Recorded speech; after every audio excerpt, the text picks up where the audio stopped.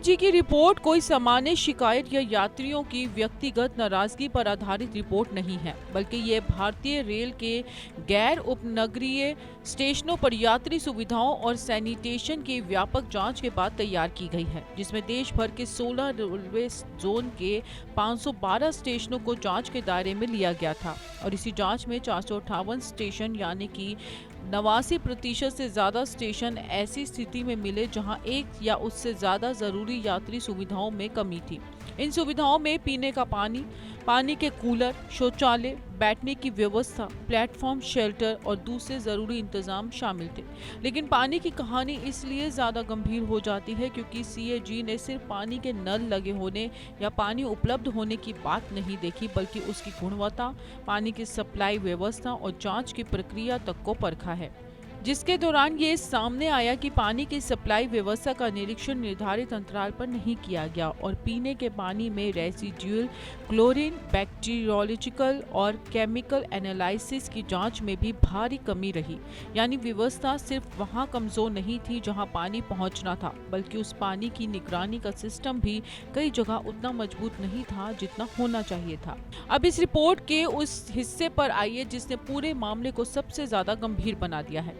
CAG के मुताबिक कई जगहों पर पीने के पानी में क्लोरीन का स्तर कम या ज्यादा पाया गया और पानी की जांच में टोटल कैलिफॉर्म बैक्टीरिया के साथ ई कॉली बैक्टीरिया भी मौजूद रहा और साथ ही साथ जबकि स्टेशन पर मिलने वाला पानी सीधा लाखों यात्रियों की रोजमर्रा की जरूरत से जुड़ा हुआ पाया गया। इसलिए यहाँ छोटी सी लापरवाही भी बड़ी चिंता में बदल सकती है, खासकर तब जब रेलवे के आंकड़ों के मुताबिक 2023-24 में गैर उपनगरीय ट्रेनों में करीब 292.4 करोड़ यात्रियों ने सफर किया था और ऐसे नेटवर्क में स्टेशन का पानी सिर्फ किसी एक शहर या किसी एक स्टेशन की सुविधा नहीं, बल्कि करोड़ों यात्रियों से जुड़ा सवाल बन जाता है।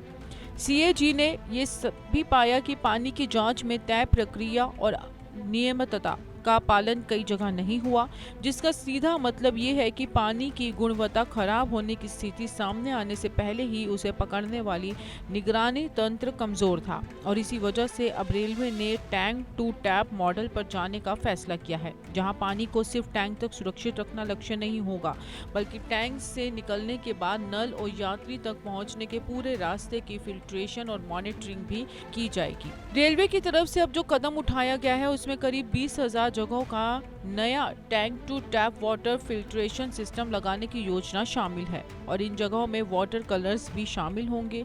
इसके साथ ही पानी की सफाई, सप्लाई और गुणवत्ता की निगरानी के लिए एक व्यापक सिस्टम भी तैयार किया जाएगा। पुराने और खराब पानी के टैंकों को जरूरत के मुताबिक बदला जाएगा। पानी की जांच सोर्स पॉइंट यानी कि जहां से पानी लिया जा रहा है वहां भी होगी और आउटलेट पॉइंट यानी जहां से यात्री पानी ले रहा है वहां भी जांच की जाएगी। इसके अलावा स्टोरेज टैंक्स की शेड्यूल क्लीनिंग और मेंटेनेंस के लिए भी ये तय व्यवस्था लागू करने की बात कही गई है। सबसे अहम बदलाव ये होगा कि पानी की गुणवत्ता का मामला सिर्फ स्थानीय स्तर की जिम्मेदारी बनकर नहीं रहेगा, बल्कि सेंट्रलाइज्ड मॉनिटरिंग और अकाउंटेबिलिटी के जरिए इसकी निगरानी ऊपर तक की जाएगी। रेलवे बोर्ड स्तर पर इसकी प्रगति देखी जाएगी और वाटर क्वालिटी रिपोर्ट्स को समय समय पर सार्वजनिक करने की बात भी सामने आई है। यानी सीएजी की रिपोर्ट के बाद रेलवे ने समस्या को लेकर केवल फिल्टर लगाने तक सीमित नहीं रखा, बल्कि पानी की पूरी सप्लाई चेन को निगरानी के दायरे में लाने का फैसला किया है।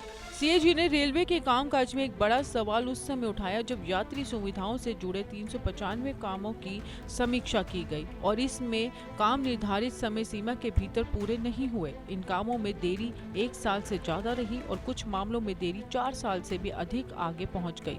रिपोर्ट में इसकी वजहों में खराब प्लानिंग, मटेरियल और स्किल्ड लेबर की उपलब्धता में कमी और कॉन्ट्रैक्टर्स की विफलता जैसी बातें सामने आई।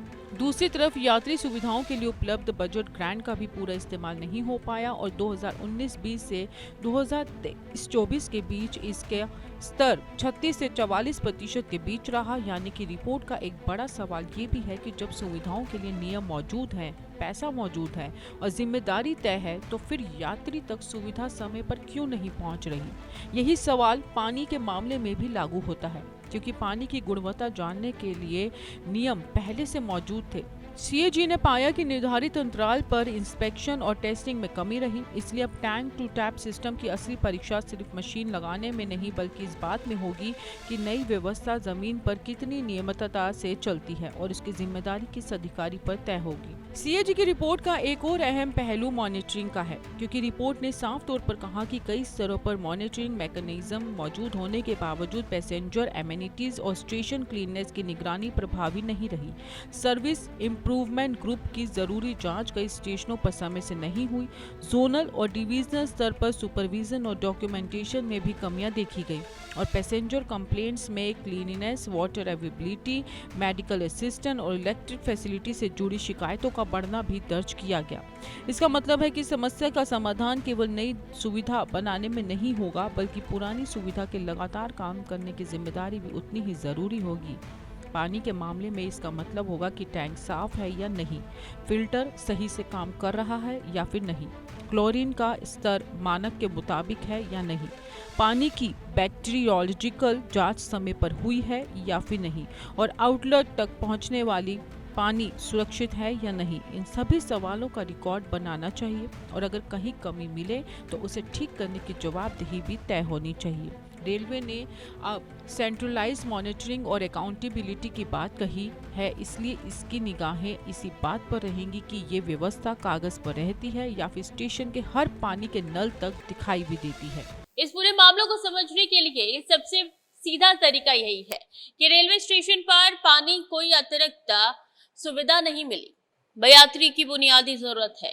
और अब जब सीएजी जैसी संवैधानिक संस्था की जांच में पानी की गुणवत्ता, जांच की नियमितता और निगरानी व्यवस्था को लेकर कमियां सामने आती है तो इसे केवल एक तकनीकी रिपोर्ट मानकर आगे नहीं बढ़ा जा सकता, क्योंकि रेलवे खुद अब करीब 20,000 जगहों पर टैंक टू टैप फिल्ट्रेशन और मॉनिटरिंग सिस्टम लगाने जा रही है। वाटर टैंक्स बदलने की तैयारी है।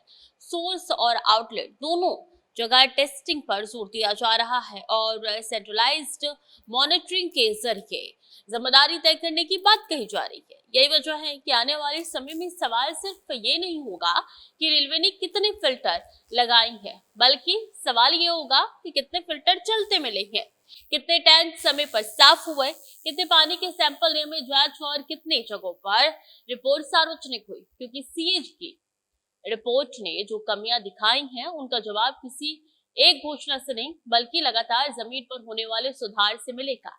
और यात्री के लिए सबसे बड़ा पैमाना यही रहेगा कि अगली बार स्टेशन के नल से पानी भरते समय उस पर भरोसा किया जाए या नहीं।